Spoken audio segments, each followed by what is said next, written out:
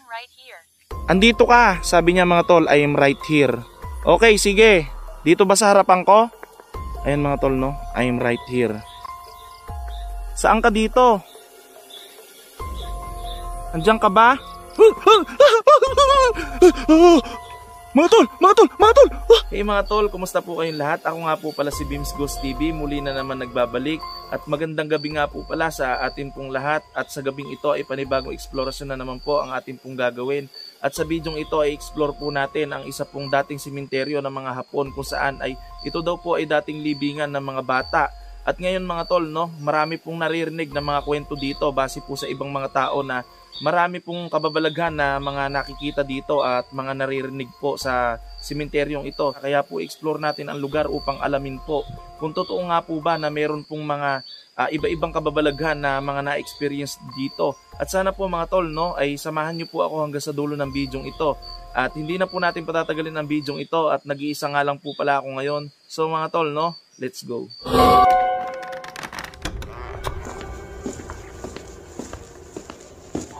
Mga tol, hindi ko na po kayo pinagtagal dahil nandito na po tayo sa area. Siyempre mga tol, no, check perimeter po muna tayo. Kasi mga tol, itong daan na to, napakadelikado po nito dahil kurbada po yung daan na to. Ang dami na pong na-aksidente dito na nabalita maging sa television po mga tol. Kasi yung way po na to, talaga pong bulagaan po yung mga sasakyan. Ito po yung sa side ko. Ito po, simula doon sa dulo, simenteryo po yan. Ito na lang po yung natira, yung logo po na yan na palatandaan na dati pong simenteryo ng mga sinaunang tao po mga tol, no? Ayan po, yung marker. So mga tol, hindi po tayo dito papasok. Hahanap po tayo ng pasukan dito na medyo hindi po masukal dahil talaga naman po yung area, no, ay talagang critical po sa mga ahas. Grabe mga tol, kinikilabutan na ako dito sa banda rito. Nagsisimula pa lang po tayo. Tingnan nyo naman tol, napaka-scary po ng lugar na to. Sa lahat po ng mga nakatira dito, alam ko po na nakikita nyo ako at mga nakatingin po kayo sa akin. Ako po ay andito para mag-explore. Kaya po sana ay huwag niyo po akong babatiin o ano pa man. Nararamdaman ko po kayo na nakamasid lamang po sa akin.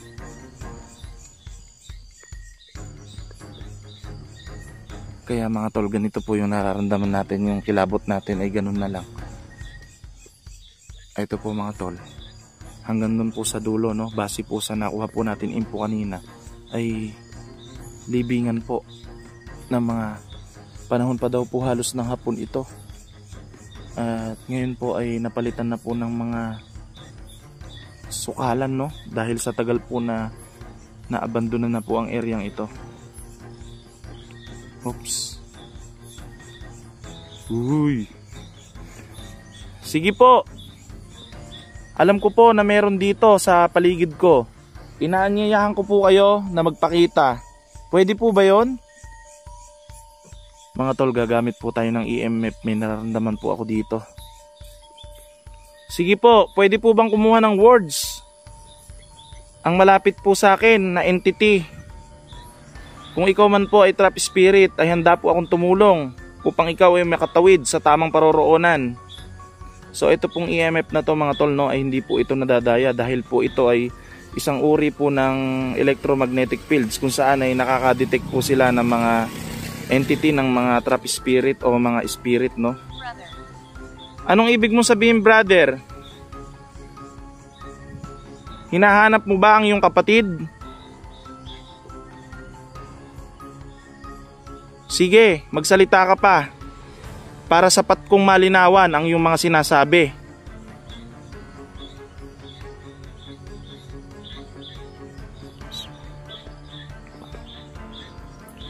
Ito pong electromagnetic fields na to mga tol ay pwede po silang kumuha dito ng words para pumili po sila ng sasabihin nila.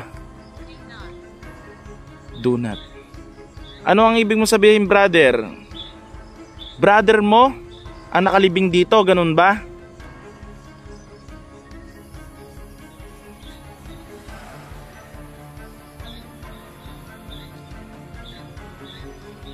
Pwede ba akong pumasok dito sa sementeryo nyo? Kung pwede, ay magsalita ka sa pamagitan ng EMF na ito.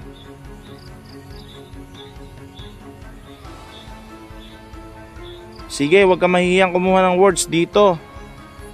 At handa akong makinig sa'yo. Dito mga tol, sa point na to ay grabe na pong panininghas po ng balahibo ko. Parang hinahawakan po yung ulo ko. I'm right here. Andito ka, sabi niya mga tol, I am right here. Okay, sige. Dito ba sa harapan ko? Ayun mga tol, no? I am right here. Saan ka dito? Andiyan ka ba? Mga tol! Mga tol! Mga tol! Sino ka? Ikaw ba yung kausap ko? Oh, po. Nawala siya mga tol. Uy! Grabe. Grabe mga tol. Bakit ka malungkot? Sabi niya mga tol, sad. Tama, andito ka nga. Sabi mo, I'm here. Grabe mga tol. Kaya pala naniningas yung buong katawan ko. Pwede ba kitang lapitan? Handa akong tulungan ka. Bakit ka malungkot? Dahil ba hindi ka pa nakakatawid sa tamang paroroonan? Please go. Uy, grabe, kinikilabutan ako mga tol. Oo, pupunta ako dyan. Pero wag mo ako sasaktan ha? Okay ba yon? Okay ba, wag mo ako sasaktan? Sa pagkakataon nito, hindi ko alam kung tama pa bang lumapit ako sa'yo. Nakakaramdam din ako ng takot kahit na matagal na ako nakakita ng mga kagaya nyo. Or matagal na ako nagpaparanormal. Hindi maiwasan na nakakaramdam ako ng takot pero ganun pa man, kinakaya ko ito.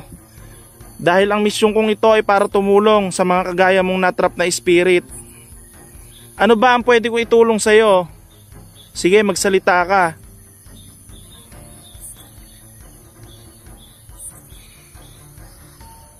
Umalis siya mga tol eh. Pwede bang lumapit ka ulit dito? At kumuha ka ng word sa aking EMF. Fire. Anong ibig mong sabihin fire? Ayun mga tol no. Saka napansin ko no. Lumabas na dito kanina yung fire pero late yung salita niya. Ikaw ba ay namatay dahil sa sunog? At ikaw ay hindi matahimik kaya hindi ka pa nakakatawid sa tamang paroroonan mo.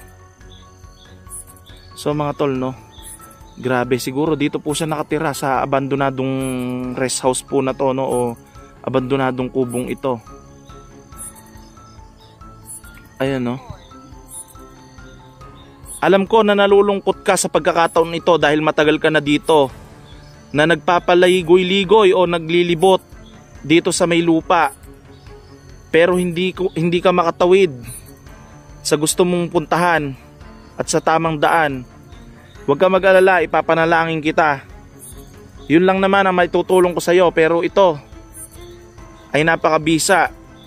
Dahil yun naman ang dinidinig ng nasa taas na ipanalangin kayong mga nandito para matulungan.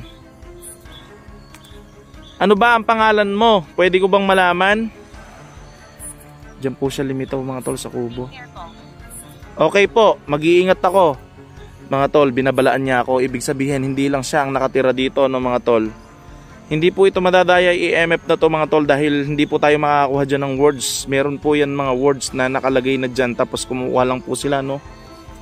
Okay po, mag-iingat po ako. Maaring meron ditong ahas dahil sa sobrang sukal na no. Hindi po natin masabi. Pwede po bang magpakita ka ulit sa akin? At malaman po ang iyong pangalan? Pati na rin po ang iyong kinamatay.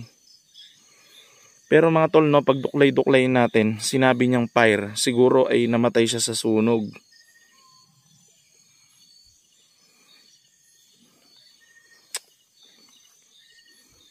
Meron ka pa bubang nais na gawin sa mundong ito? O naghahanap ka po ba ng hustisya? Kaya ka po nandito. So mga tol, no, lalapitan po natin yung area ng kubo.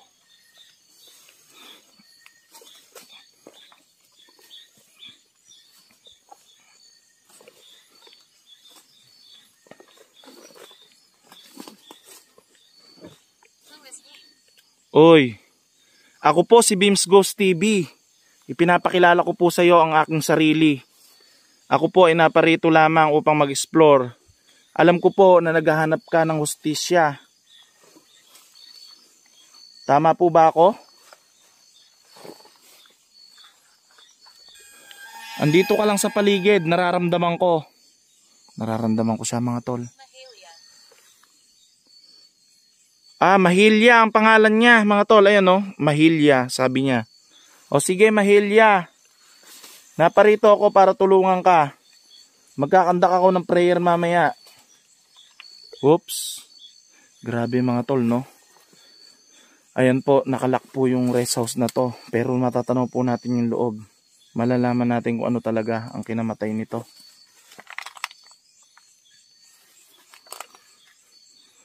Parang may underwear doon mga tol, no? Ayun, no? May damit doon sa kachichirya ba yun mga tol? Sa'yo po ba tong damit? Ba't may dugo? Dugo yan mga tol, no? Ayun, no? Nato yung dugo na. Benji, opo. Alam ko pong nandito ka at nakikipag-usap. Sino po yung Benji? Yung gumawa po ba sa'yo nito? Ayan mga tol, no? Parang nato yung dugo na po. Yung sa may aarkuhan ko po para makita nyo mga tol. Ayan, no? Pinamunas po sa dugo, no? Ikaw ba ay biktima ng karahasan? Karahasan? Tama po ba ako? At si Benji po ang may gawa nito sa'yo. Yun po ba ang ibig mo sabihin?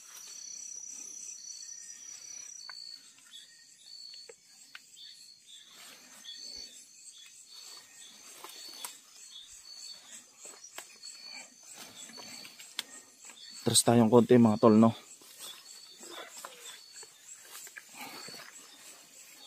Nararamdaman ko po siya dito sa paligid mga tol. Andito lang po siya. Meron pong dugo sa damit sa kubo. Sigurado po ay naging biktima po siya dito ng karahasan o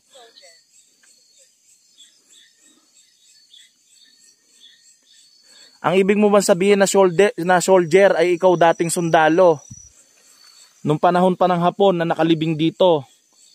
Dahil ito ay simenteryo ng mga sinaunang tao. Ikaw ba ay isa sa sundalong Hapon na natrap ang kaluluwa dito ngayon? O Pilipino? Sige, ipaliwanag mo sa akin. Handa akong tumulong sa inyong lahat na natrap na kaluluwa sa pamagitan ng panalangin.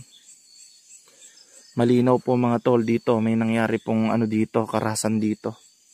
At hindi po siya makatawid sa tamang paroroonan. Dahil naghahanap po siya ng hustisya.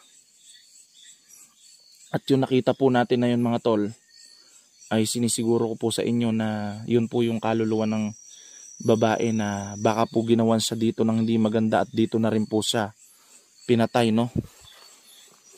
O tinapos ang kanyang buhay. Kaya po siya dito nagmumulto. Scratch. Tama, scratch. Ibig sabihin, parang binasura, ganon, ano? Mga tol, tama ba? O na-damage siya, ganon, dito. Ganon pa man, ano pa man ang atin napag-usapan. Ako ay masaya na nakausap ka. At ako ay humihingi ng paumanhin sa'yo sa pag-aabala sa pagpunta ko rito. At ako ay handang tulungan ka para makatawid ka sa tamang paroroonan. At ako ay mabuti ang intensyon sa'yo. Ngayon, ipapanalangin kita ng private na panalangin para makatawid ang iyong spirit. So mga tol, no, bago po tayo manalangin, i-explore po natin ang buong paligid ng kubong ito at ang area. At sa huli po ay magkakandak po tayo dito ng prayer, no mga tol.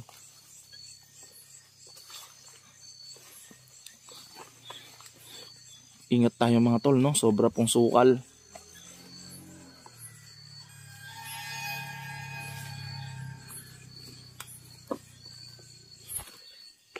May gumalaw mga tol, no? Napansin ko.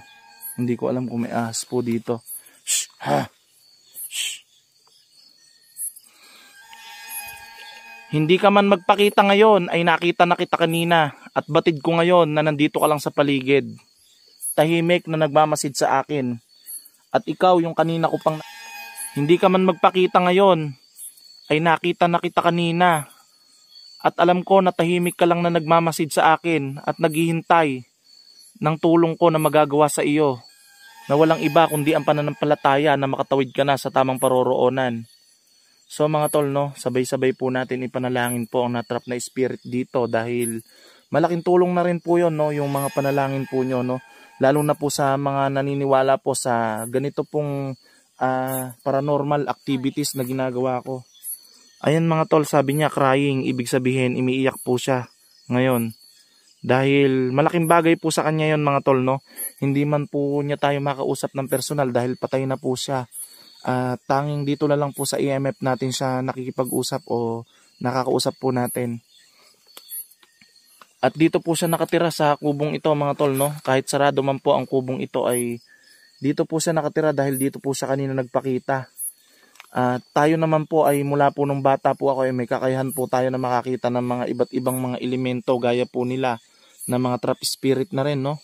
Kaya po ginamit po natin ito para gawin explore o vlog, no, para makita nyo rin po yung mga nasasaksihan po natin na mga hindi pangkaraniwan o sa mundo ng mga spiritual at kababalaghan, no mga tol. So mga tol, ipa-private prayer na lang po natin ang mga natrap na spirit sa lugar na ito dahil marami po, nararamdaman ko po sila dahil isa po itong sementeryo noon. So ngayon mga tol, no, hindi na po natin patatagalin to. Sana po bigyan nyo po ng isang thumbs up ang video ito at spread love po, no, for being a share this video. Maraming salamat po mga tol.